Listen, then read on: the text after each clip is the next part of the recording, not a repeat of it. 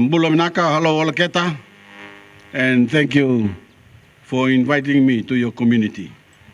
As you know, I almost didn't make it here, not only because tropical cyclone Nula made travel impossible, but also because during an emergency, it is my duty to make sure the government is doing everything it can to protect life and property in the country. Fortunately, Fiji was spared serious widespread damage, and we were finally able to make the journey. We will certainly have to repair some damage, and rest assured that we will help those who were affected, but we can thank God for what we were spared, that we were spared. We need to always be prepared for these tropical storms, which now can happen even outside the traditional season. Communities like yours are especially vulnerable to the forces of nature, and I worry most about our rural and maritime communities when these dangerous storms strike. It is critical for all Fijians to pay close attention to the advice and instructions of our emergency response authorities. So I urge you to listen carefully to your radios and the updates you can get on your cell phones. The agencies responsible for emergency preparedness and response and law enforcement agencies deserve our praise and gratitude for working around the clock to make sure that all Fijians are safe.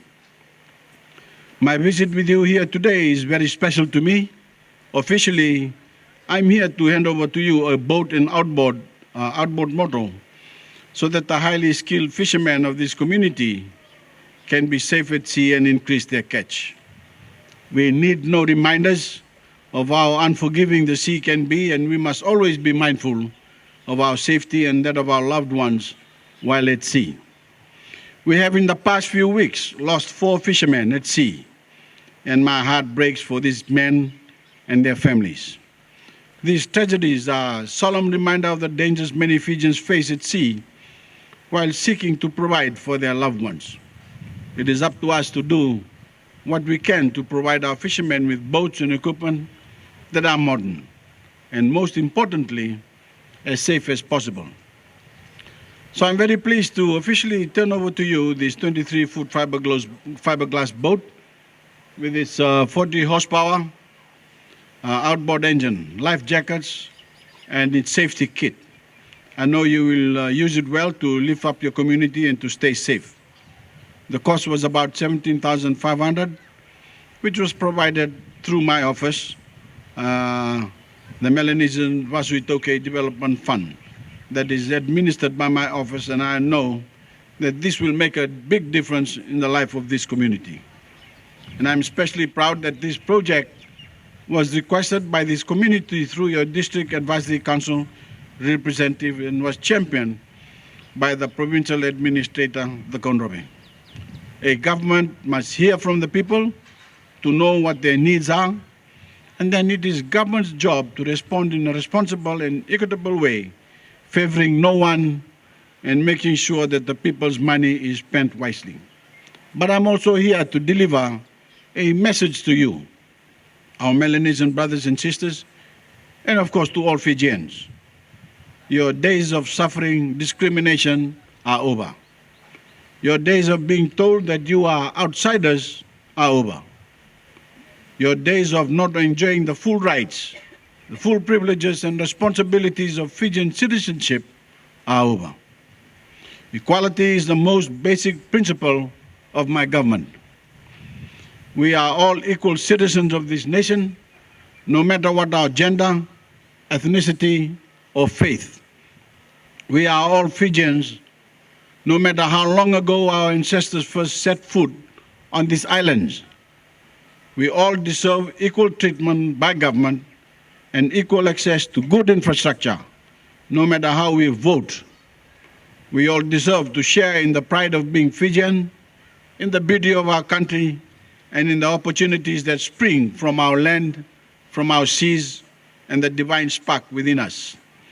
God created us all in His image and likeness, and He frowns mightily on us if we do not treat each other with dignity, kindness, and respect. Your ancestors came here from Solomon Islands during the colonial era, and helped build this country with their sweat and toil. You have lived in this land, raised your children as good Fijians, and worked hard. We can look with pride at the way you have adopted Fiji as a home, and you are Fijians in every way. Yet you were often denied land and the full benefits of Fijian citizenship because our laws made distinctions by ethnicity or race, as was called then. It was hard for you to obtain rights to land, and you even had to apply for scholarship and other benefits under a special scheme because by law you were considered other. In other words, not really Fijian. Today, there are no more people in Fiji whom we can call other. There are only Fijians.